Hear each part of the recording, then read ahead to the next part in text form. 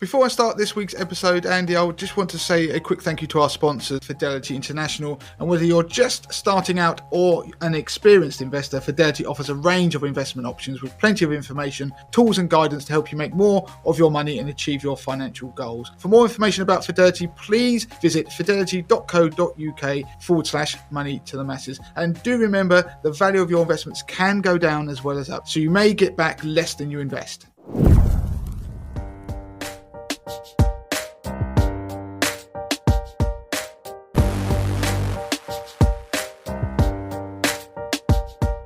Hello and welcome to episode 410 of the Money to the Masses podcast. Unfortunately, without your resident expert, Damien Fay, but it is with just me this week, Andy Leakes. Now, unfortunately, Damien is not well enough to be on the podcast this week, but never fear, do not worry, he is recovering well. He's lost his voice and he should be back, raring to go next week. Don't worry, however, because you will still be getting your weekly dose of Damien this week, because we've been extremely busy in the last few weeks doing lots of interviews and recording videos, and this has all been going on in the background and it's ready to go out over the coming weeks. Now, because Damien's ill this week, we've actually brought forward some of that content and we're going to put that on this week's show. So just to let you know what's coming up, we've got 3 pieces as usual. The first piece is actually going to be a clip of Damien appearing on another podcast, the Pension Confident podcast from PensionBee. And the reason we're bringing that piece to you this week is because we've never shared it on this podcast before. The Pension Confident podcast is actually a sponsor of the show, and you'll be hearing a sponsored advert for that show in between sections on this week's show. And the segment that we've selected is from episode 1, where Damien explains how you can get a £30,000 pension pot for just £55 a month. Now, we have actually covered that on the podcast before, so we're not going to cover that particular part of the podcast. We've selected a segment where Damien talks more about auto-enrolment and how, with the addition of employer contributions, how that can help build a sizable pension pot. And it actually ties in really nicely with a couple of articles we've been writing recently about auto-enrolment, and I'll explain what those are and we'll link to them in the show notes as well. And just to finish off that piece, we're going to talk about a piece of legislation that we're hoping is going to go through, which should really help boost retirement pots, especially for younger workers. For the second piece of the podcast, Damien is going to be talking to mortgage expert Richard Fernandes, who is a mortgage expert at online mortgage broker Habito. It's effectively a sneak preview of a series of videos that we'll be releasing in April. And Damien's quizzing Richard on the current state of the mortgage market. So there'll be lots of questions that have actually been sent in from Money to the Masses podcast listeners. And the final quick piece on the podcast this week, we're going to be speaking to Lauren and we're going to be talking loyalty cards. There's been some changes recently to a number of supermarket and shop loyalty card schemes. She's going to explain what's happening and what you can do to make sure that you don't lose out. So let's move on to the first piece of the podcast then, and I'm going to be playing some audio of Damien talking around auto-enrolment on the Pension Confident podcast from PensionBee. Because this is a wonderful world of pensions that you get a Brucey bonus from the government. Yeah, it's free money. So if you ensure that you claim back the tax relief that you're owed, then you will actually reduce the amount it's costing you out of your net pay. That's your take-home pay. That's what most people are worried about. It's concerned about. Yeah. And of course, then when you throw in the idea of auto-enrolment, then there's some real magic happening now. Absolutely. Because auto-enrolment, if people don't know, it's basically the scheme that when you join a job and you're employed, then your employer has to pay 3% of your qualifying earnings, and you have to pay 5% of yours into this pension. You can opt out, but the advice is you wouldn't want to. I mean, I can't give financial advice, but I think you'd be mad if you ever opted out of auto-enrolment. It's free money, isn't it? Again, it's free money. You should stop thinking of it as like money that you haven't got. Do you know what I mean? The money that's coming out, because that should be part of your negotiation when you're going there. Yeah. Okay, that's auto-enrolment. Yeah, I'm going to get that. This is the amount I'm getting put in my pension. And there's some great books out there. If you ever read a book like Richest Man in Babylon, I only throw that one out there because it's. If you read it, I have. Yeah. What did you think of it? It's a brilliant book. Very fundamental things that we just don't think about too often, and I think, whilst they're very, very simple and basic concepts, you don't know what you don't know until you know you don't know it. Yeah, and for people listening who haven't read Richest Man in Babylon, it's almost biblical, isn't it? Mm-hmm. It's the narrative. It's sort of parables, isn't it? Yeah. And fundamentally, there are money lessons in there. For people who don't want to read money books, this is one to start with. Yep. But the reason I bring it up, because one of the key messages in there is people should be putting away 10% of their wealth if they want to be able to get rich and be the richest man in Babylon, effectively. Well, if you look at auto-enrolment, the magic numbers are occurring. There's 5 there, and if you can get your employer to put in 5, you're already getting 10% of your money put away for the future, which you can't touch. So, and of course, what happens when you pull that together, then you can get to a stage where you can get the equivalent, and you add in the state pension, so you get back to that equivalent of a £30,000 a year retirement income. Then it's only costing you £55 a month, because when you add in the contribution from the employer, if you're age 30, which is £41.25 a month, and then the tax relief you also get, which is £15.75, then that's where the magic happens. So all it is you're pulling certain levers.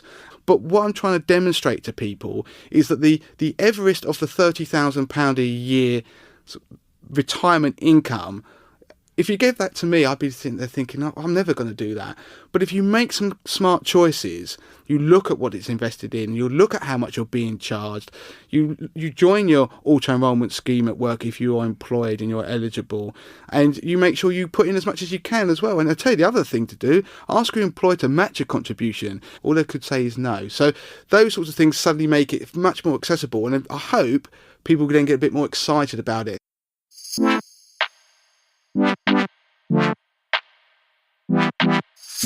I think those are really good points there. And I think, ultimately what I'm hearing is that for listeners, never to assume that it's too late. Funny enough, I actually showed the numbers to my partner, and she was like, how can I get that? And it's that interest in actually engaging with the numbers, because I think you're right. Small steps get you a very, very long way over time. But you have also mentioned things like the auto-enrolment. I just want to talk a little bit about that. Do you think that auto-enrolment is something that people kind of either don't understand or completely miss the impact of when we talk about retirement and pensions? I think there is a danger that employers feel it as a bit of a burden, so therefore they're not engaging with their employees about, this is amazing, this thing I've got to do for you because I really care about you, I want you to be around, working here till retirement. But this isn't the answer on its own, and you need to be putting in more yourself. And of course, don't forget, going back to what I was talking about, I was basing that on the assumption you're going to get a state pension. And I think that is an assumption that you can't, if you're young, I think that's one that is questionable. Do you think it will be around long term for maybe younger listeners?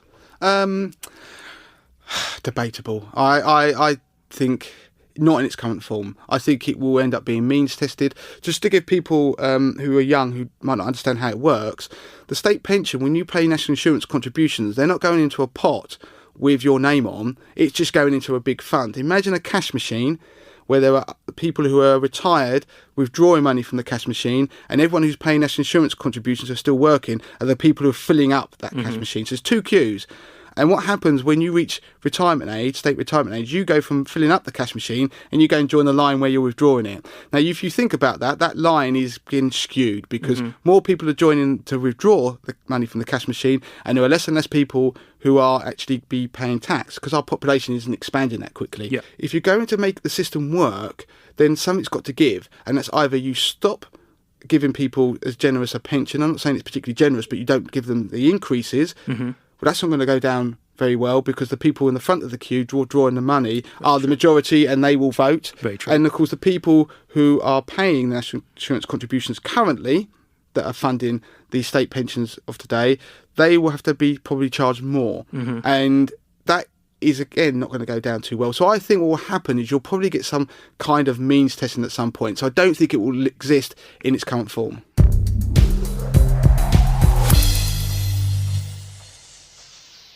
And last but not least, in each episode, we're going to be asking our special guest to give our listeners their top 3 pension saving tips. What would be yours, Damien? Okay, first of all, I would say engage with auto-enrolment because, as you said, it's free money. And I think you need to start now, is the other tip. So it isn't about how much you put in, it's the impact of starting.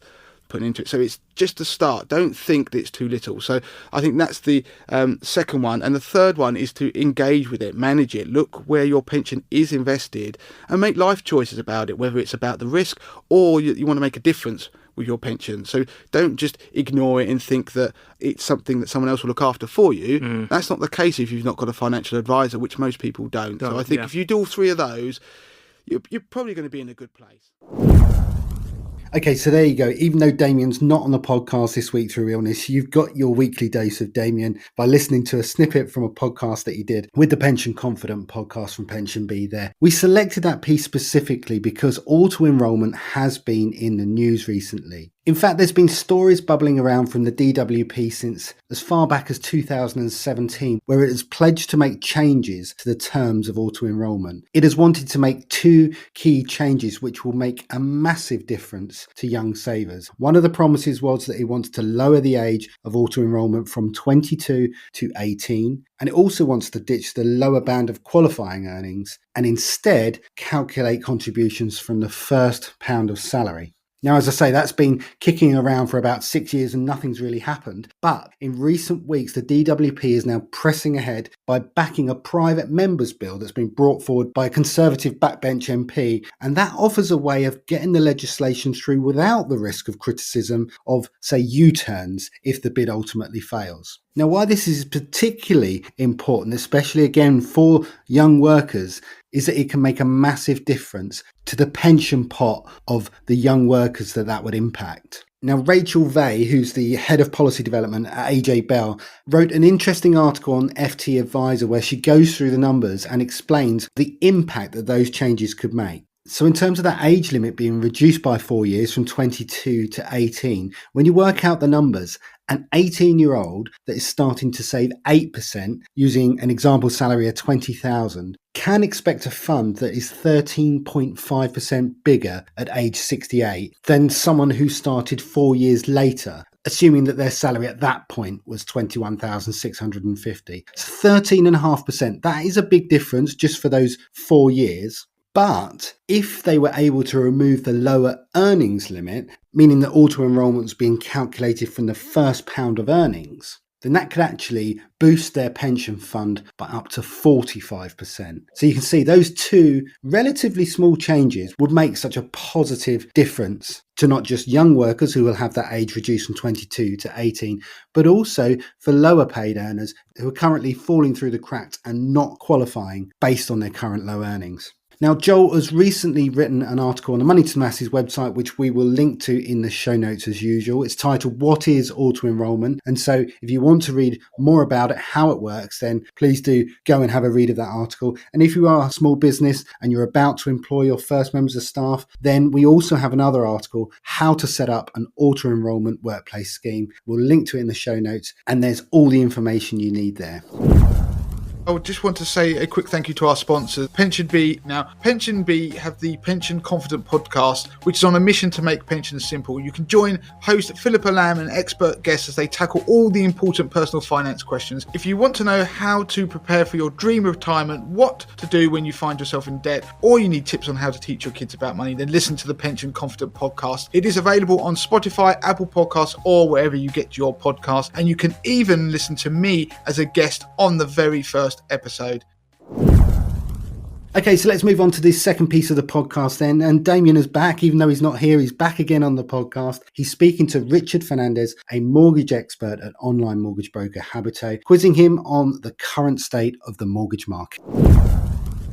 So I'm joined by Richard from online mortgage broker Habito, and he's going to answer a number of questions that Money to the Masses podcast listeners and readers have sent in. And I've got a few questions of my own that I want to put to you, Richard. So what are we seeing now in terms of the number of deals that are out there? And rates seem to be settling around the sort of 4% level, don't they? Particularly on like 5-year fixes. But are the number of deals that are available out there increasing? Are they stabilising? Or are they being pulled quickly? People have to move fast to get them. So what is that dynamic that's going on? So it has started to stabilise a little bit. The short notice sort of withdrawals aren't as common as they were, say, a few months ago, which is good news. A lot of lenders also did withdraw certain deals as well. But things are starting to open up more where lenders are actually offering their full suite of products for people. So it is a good time to actually start looking to remortgage and actually securing a deal, because things have certainly settled down in the market.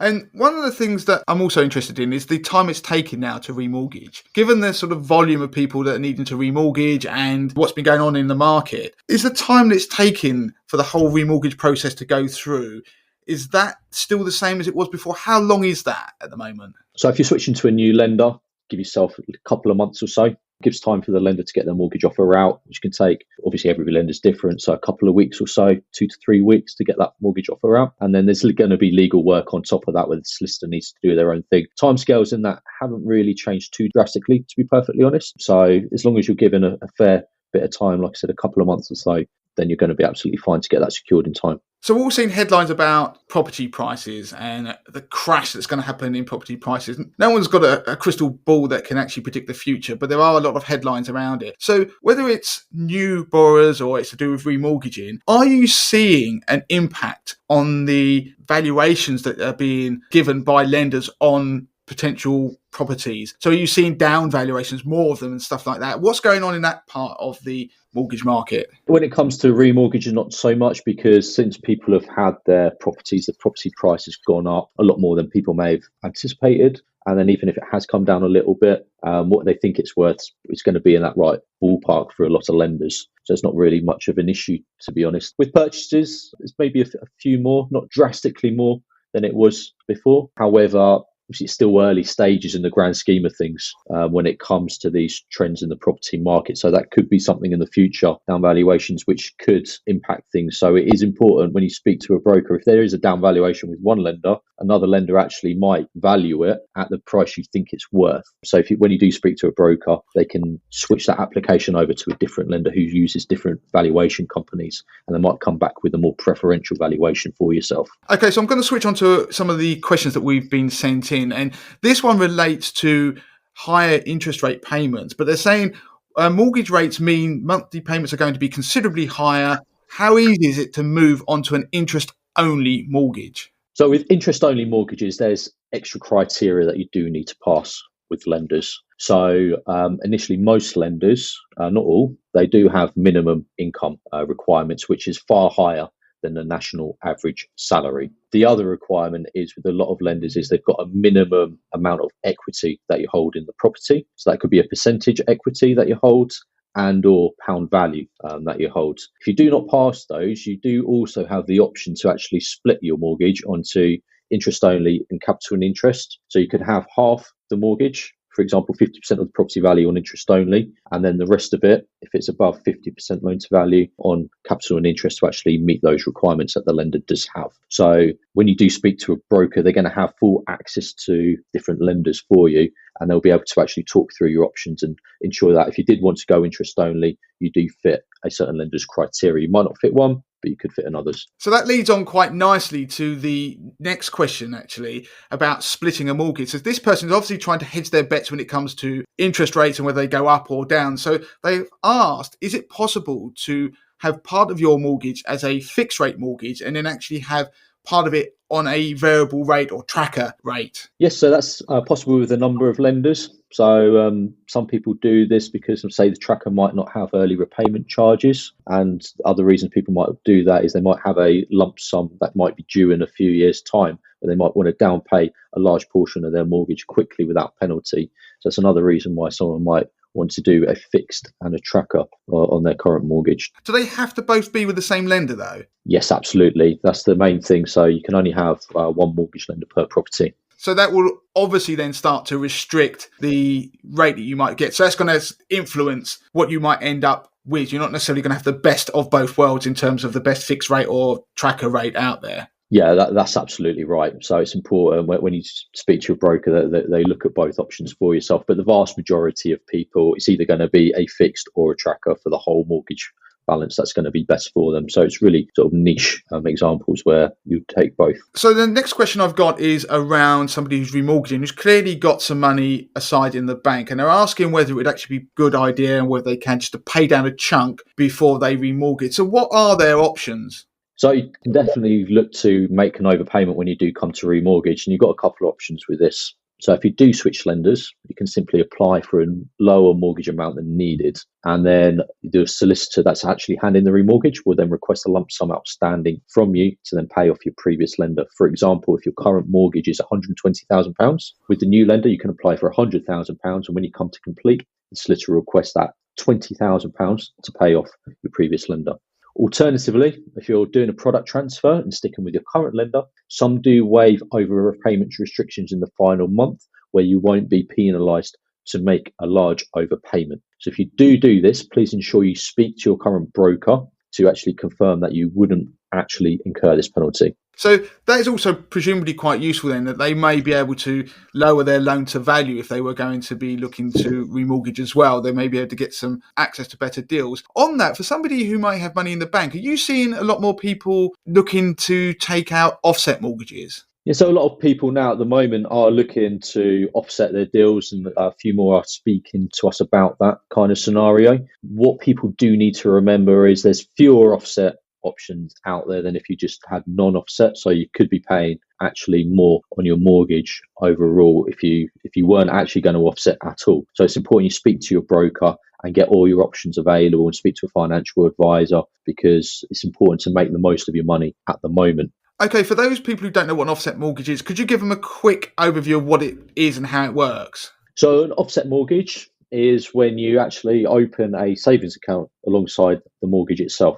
And then if you have any large sum of money lying about, you can actually put that into that savings account, which is linked to that mortgage. So it's important to note that the offset savings account is open at the same time as the mortgage itself. So it will be with the savings account will be the same provider as the mortgage. So the money that's actually sitting in that account will offset the balance of the mortgage. And that means that it will reduce the balance that interest is charged against on the mortgage. So for example, if you had a £100,000 mortgage and you had £50,000 sitting in that offset savings account, the mortgage lender will only charge interest against the remaining £50,000 that's not offset on the mortgage. And this means that you could pay back less interest overall. Okay, and presumably the other benefit there then is that offset happens without tax being applied. So people who are high taxpayers, that offset happens means that there is actually essentially a tax saving there, because you get taxed on your savings if you've got that interest in your high interest rate taxpayer. We'll obviously put links in the notes of these videos so people can read a bit more about offset mortgages. Right, I'm just going to finish up then on the $1 million